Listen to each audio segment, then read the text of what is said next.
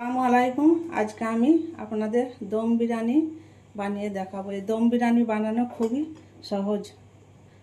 আমি একটা চুলোয় প্যান বসিয়ে দিয়েছি, গরম হয়ে গেছে। এবার আমি পেঁয়াজটা বেরেস্তা করে নেবার জন্য তেল দিয়ে দিচ্ছি। প্রথমে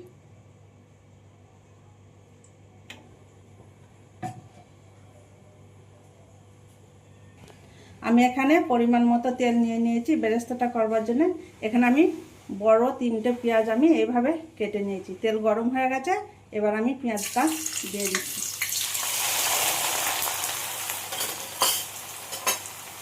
ভালো করে এবার আমি নাড়াচাড়া করে পেঁয়াজটা লাল করে ভেজে নেব। পেঁয়াজগুলো ঠিক এরকম লাল করে বেরেস্তা করে নিতে হবে। এবার আমি পেঁয়াজগুলো তুলে নিচ্ছি।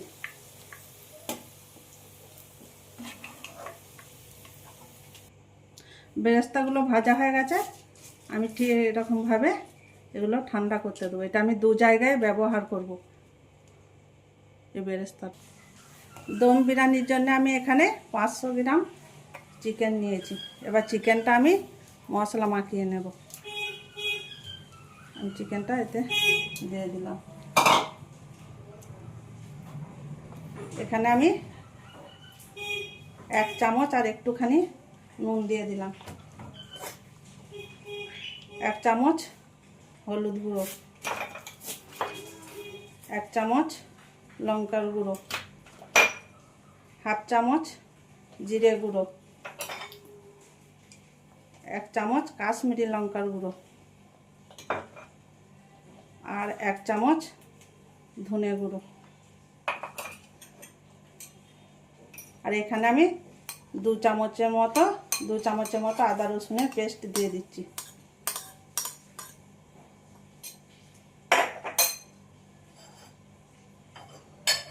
এখানে আমি একটা বড় কাঁচা লঙ্কাকে কেটে দিয়ে দিচ্ছি, একটা তেজপাতা, একটা স্টার ফুল, একটা বড় এলাচ, 4টা ছোট এলাচ, একটুখানি দারচিনির টুকরো আর 4টা লবিং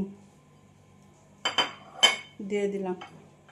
এখানে আমি 2 চামচের মতো বিরিয়ানি মশলাটা দিয়ে দিলাম। একটুখানি ধনে পাতা কুচি, একটুখানি পুদিনা পাতা কুচিয়ে নিয়েছি আর 3 চামচের মতো টক দই আমি এখানে দিয়ে দিচ্ছি। আর পেঁয়াজটা আমি বেরেস্তা করে রেখেছিলাম, ওই তেলটাই এখানে আমি দিচ্ছি পরিমাণ মতো। এবার এটাকে আমি ভালো করে মাংসটাকে মেখে নেব এরকমভাবে। মাংসটা আমার ভালো করে মাখানো হয়ে গেছে। এবার আমি এটাকে আধ ঘন্টার জন্য ঢাকা দিয়ে রেখে দেবো।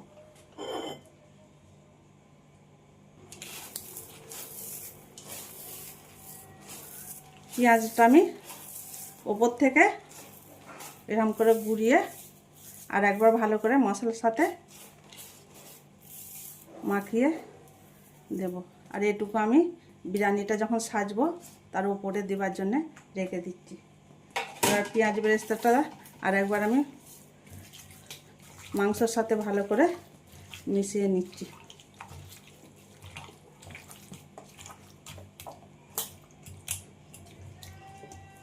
ভালো করে মেশানো হয়ে গেছে। এবার আমি এটা ঢেকে আধ ঘন্টার মতো রেখে দিচ্ছি।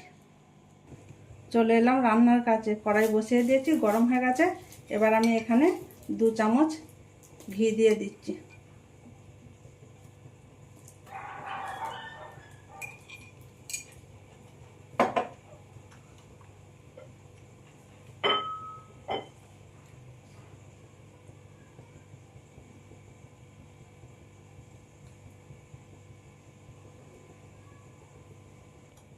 মাংসটা আমি ঘি গরম হয়ে গেছে।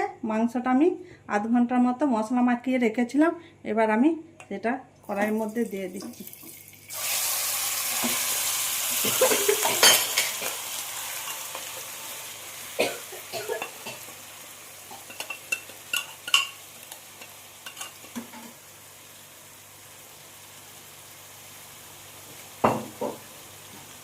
এবার আমি ভালো করে নাড়াচাড়া করে নেব। 5 মিনিটের মতো আমি ফুল আঁচে মাংসটাকে কষিয়ে নেব।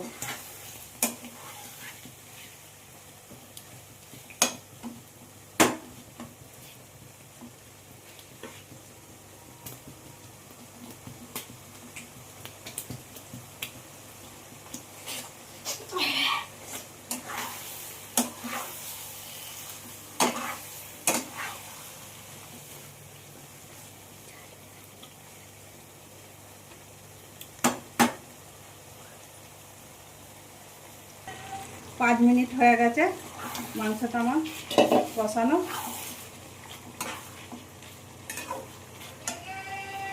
এবার আমি ধিমা আঁচে 7 মিনিটের মতো মাংসটাকে কষিয়ে নেব। 7 মিনিট হয়ে গেছে ধিমা আঁচে আমার মাংসটাকে ভুনা। এই দেখুন, এবার আমি চুলোর গ্যাসটা আমি বন্ধ করে দিলাম। একটা পাত্রতে আমি পানি বসিয়ে দিয়েছি বিরিয়ানির চালটা রান্না করার জন্য।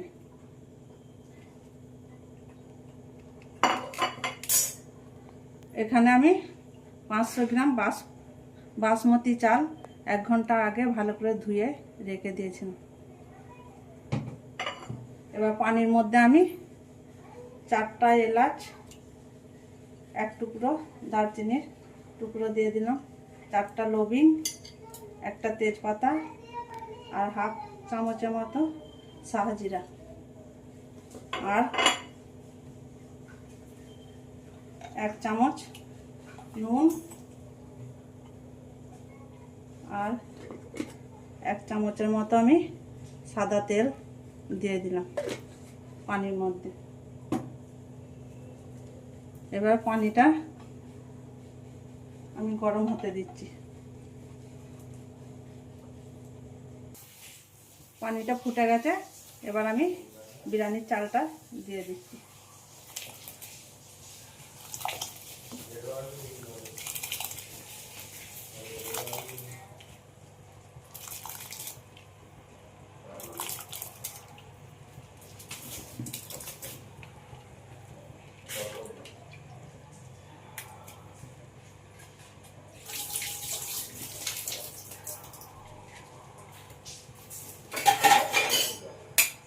চালটা দিয়ে দিয়েছি পানির মধ্যে, এবার ভালো করে ফুটে যা।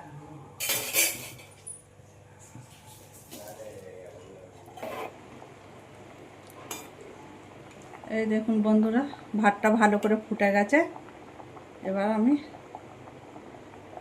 চালটা টিপে দেখে নেব। এই দেখুন বন্ধুরা, 2 ভাগ হয়ে যাচ্ছে। 80% চাল আমার তৈরি হয়ে গেছে। এবার আমি চুলোটা বন্ধ করে দিলাম। এবার আপনারা পানিটা ঝরিয়েও নিতে পারেন, আবার এইরকম ছেঁকে এভাবে এবার আমি মাংসের মধ্যে ছড়িয়ে দেবো ভাতটা উপর।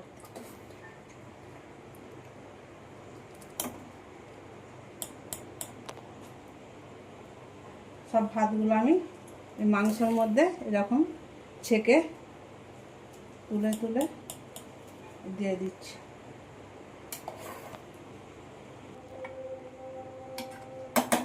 মাংসের ওপরে ভাতটা আমার ভালো করে দেওয়া হয়ে গেছে। এবার আমি এর ওপর থেকে ছোট চামচের 1 চামচ মতো ঘি দিয়ে দিলাম। একটুখানি বিরিয়ানির মশলা ওপর থেকে আমি ছড়িয়ে দিলাম। দুধের মধ্যে একটু আমি ফুড কালার ভিজিয়ে রেখেছিলাম, সেটা দিয়ে দিলাম।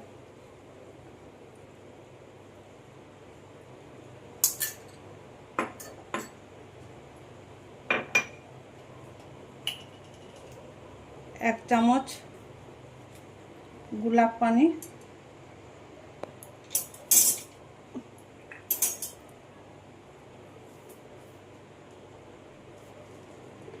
1 চামচ কেওড়া পানি,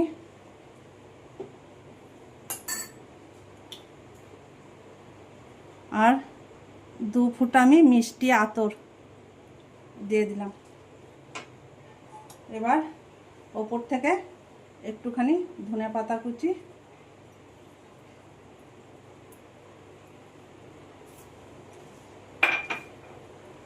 একটুখানি পুদিনা পাতা, যে পেঁয়াজটা আমি বেরেস্তা করে রেখেছিলাম সেটা উপর থেকে আমি একটুখানি দিয়ে দিই।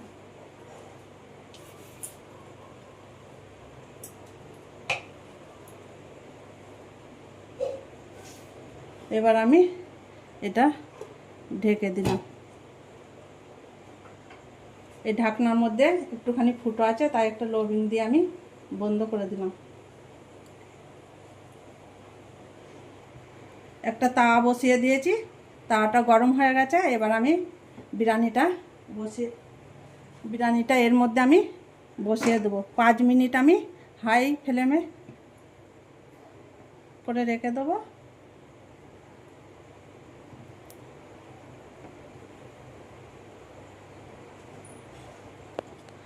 পাঁচ মিনিট আমি ফুল আঁচে পাকিয়ে নিয়েছি। এবার এটাকে আমি 10 মিনিট একদম হালকা আঁচে হতে দেব, 10 মিনিটের মতো। 5 মিনিট ফুল আঁচে আর 10 মিনিট আমি ধিমা আঁচে দম বিরিয়ানিটা হতে দিয়েছিলাম। এবার আমি গ্যাসটা বন্ধ করে দিলাম। এবার 10 মিনিট রেখে দেবো। 10 মিনিট পর আমি এটা খুলে দেখব। আর এই দম বিরিয়ানি তৈরি করার সময় আমি কিন্তু কোনো রকম পানি ব্যবহার করিনি।